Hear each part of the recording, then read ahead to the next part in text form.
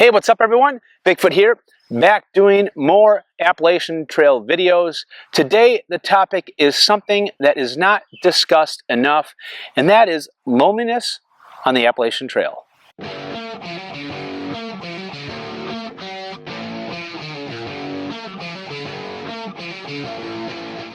All right, well, you've heard me talk about how social that the Appalachian Trail is, and it is.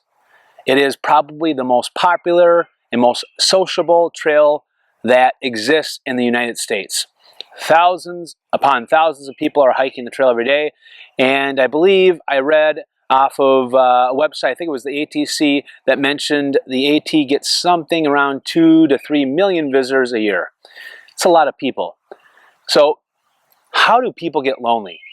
And that is an excellent topic that I want to discuss today and really kind of dig deep down into the reasons why and exactly what kind of things that you maybe can do to prepare yourself for this and what things that you can do on the trail to be able to mitigate some of this loneliness. So first, let's talk about how this loneliness sets in on the Appalachian Trail in such a social environment.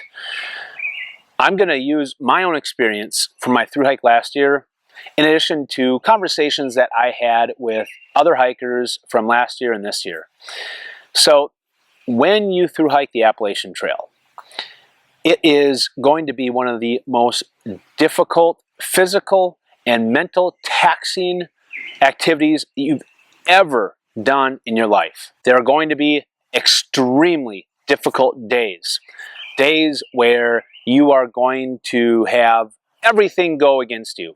It's going to be raining, it might sleet, you're going to trudge through a foot of mud, you're going to be dirty, you're going to be stinky, you're going to be physically exhausted, you're going to be mentally exhausted, and all of a sudden these emotions kick in. Because this is what happens in your everyday life. When we think about these difficult situations that we're in, we all have support systems back at home that helps us get through these difficult times. You will have many difficult times on the Appalachian Trail. And if you don't have a sound support system to help you through this loneliness really intensifies. So the support can be from remote. So that could be from your family, your loved ones, your kids back at home. The support can also be from your fellow hikers, the ones that you have befriended, that maybe you've joined a group and really help support each other. The hikers that are going to have a difficult time dealing with this loneliness are the hikers, in my opinion, that need to have that physical support of their loved ones back at home. Whether that's the spouse, whether that's the kids, whether that's the family, the parents, whatever it might be. But they need their physical presence to help them persevere through the difficult times. Now, from my experience with talking and conversating with many hikers and seeing lots of thru hike videos, I would say that the people out there that lean more towards the extrovert side are going to have an even more difficult time with dealing with this loneliness without the proper support system. So if you have kids, this is something that you have to carry an additional burden. And I'm speaking not from my own experience because I don't have kids, but the experience that others shared with me. When you're going through these difficult days out on the trail, you are going to long for your loved ones, you're going to long for your kids. And then all of a sudden, guilt starts to set in. You start to think about all of the events in your kid's life that you're missing. Whether that's sporting events, plays, it might even be their graduation from 6th grade. And then that guilt starts to make you wonder how selfish that you are for taking 5 to 6 months off, leaving your family, leaving your kids to go and walk 2,200 miles. You talk with your family and they assure you that everything is great. They share you all of the things that's happening in life. You guys FaceTime, Skype, whatever your form of social connection is, but it's not good enough. And then all of a sudden these feelings of guilt and the feeling of that selfishness really hits you hard. But no matter what they say, that guilt, that level of selfishness hits you especially hard. Even though your family is supporting you, they tell you that they want you to continue to stay on the trail, they're rooting you on, everything is great, but it's hard to get over that. Now, the time of day that especially hits you the hardest is when you get into camp, whether that's the afternoon or the evening. This is normally the time of day that you spend with your family. You get caught up, you attend your kids' sporting events, and then of course, the time that you go to bed, kissing your kids goodnight, lying in bed with your spouse, talking about the day. And this is the time when those thoughts really intensify, and sometimes it's extremely difficult to go to sleep at night because you can't stop thinking about it. So, how do you manage this? First and foremost, before you leave on your hike, you need to make sure that all of your affairs at home are taken care of. Any major events that your family will need your presence in, take care of those beforehand, and maybe you don't start your thru hike until after those events occur, or have a plan to get off the trail and come back home during that time so that you're there for your family. Many hikers do this during the course of their thru hike. I would venture to say that over 50% of the hikers that I met got off the trail for a week and went back home, whether it was for a wedding, whether it was for a vacation, to be with their family, whatever the events were. Maybe it's their kid's graduation. Another way to manage this that I've found and has worked very well with other hikers is before you start your thru hike, write down the reasons why you are doing this. Every single reason why you have made the decision to take 6 months off from work, quit your job, leave your family, leave your kids, to walk 2,200 miles from Georgia to Maine or Maine to Georgia. After you come up with this list, share it with your family. Share it with your kids, your parents, your friends, your loved ones. This is important because they will have the opportunity to be able to understand why you've made this decision. And if they can understand, they can better support you. Now, that list that you put together, save it somewhere. Whether it's in a notes function of your phone, or maybe it's on a piece of paper, a napkin that you scribbled on, and keep that with you as you head northbound or southbound. And when you have those difficult times, pull it out to give you rationale of why you should keep trudging forward and staying on the trail. Now, another great way to manage this is something I actually did myself, and that is to plan a time when you can actually have your family come to meet you on the trail. I personally did this when I hiked into Waynesboro, Virginia.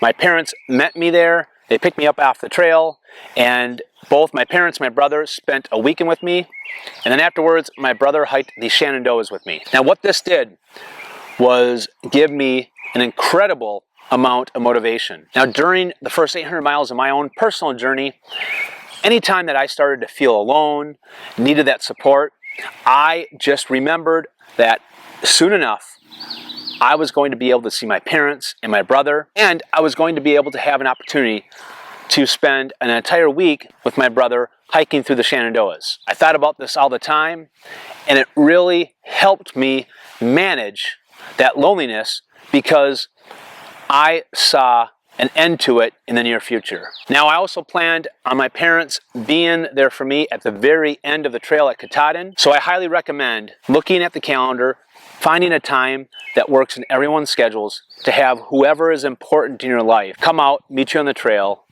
spend some time. This will be incredible motivation for you to continue to walk northbound or southbound and help fill that void of loneliness that you're currently having on the trail. Another thing that I found to be highly effective on the trail was to get off the trail and do something normal. I remember a specific time that I did this when I had lots of these thoughts going through my mind. I got off the trail, I hitched into Hamburg, Pennsylvania, and I decided that I was going to do something different, something that I hadn't done on the trail yet, something that would be normal for me in life back at home. And what I decided to do was go to the local outdoor community pool and spend a half a day poolside, soaking up the sun, swimming, drinking as many cold drinks as I could, and just living what a normal summer day for me would be like back at home. Now, another thing I did when I was in Irwin, Tennessee, I decided to go to the local cinema and watch the Avengers that just had came out last year. That's something that I try to do quite often when I'm back at home. I love going to the cinemas. I love the experience. I'm a movie buff, and that was something that really helped me in the beginning of my hike. So these are just a couple of examples of things that I did that helped me persevere through some of this loneliness by just doing some things that I would do in my normal life and help me forget about some of those thoughts that were difficult to get rid of while I was on the trail, with the loneliness, with not seeing my family, with not seeing my loved ones, by living what would be a regular day in my life back at home. And the last tip that I have for you is to leverage the other hikers. There are lots of fathers out there hiking the trail. There are lots of boyfriends, girlfriends, mothers, fathers, you name it, that are all in similar positions as you are. They are an incredible support system for you. If you choose to let them in and have the conversation, they can be there for you. Hikers are an amazing support system because they are living the exact life that you are right now. They know how tough it is. Now, when you talk to your loved ones back at home, you try to explain what you are going through on the trail, how difficult it is, how difficult it's physically, how difficult it's mentally. And no matter how well you explain it and how much they support you and how much they say that they get it, they really don't understand what you're going through unless they've gone through a similar experience. The hikers that are around you, they know. And it's very healthy to talk about it. So your fellow hikers are an extremely important support system for you to help persevere through this loneliness on the trail. Well, that wraps up this segment about loneliness on the trail. I would love to hear from many of you that have been in these circumstances and what kind of things, what advice that you have for upcoming thru hikers to deal with this important topic that can hit some really hard while on the trail and oftentimes can lead to them having to quit and go back home. Thanks, everyone. I really look forward to your comments, especially to share with the rest of our community here. One important piece, there was a video that I had dropped last Sunday. It was a message from Alda, and I am trying to get as many people that are thinking about thru hiking the Appalachian Trail to watch Ron's message in that video. There are incredible helpful tips that will help you plan and prepare, and also things that are really important from a safety standpoint that Ron talks about in his message on that video. I will put a link to that video in the description here below.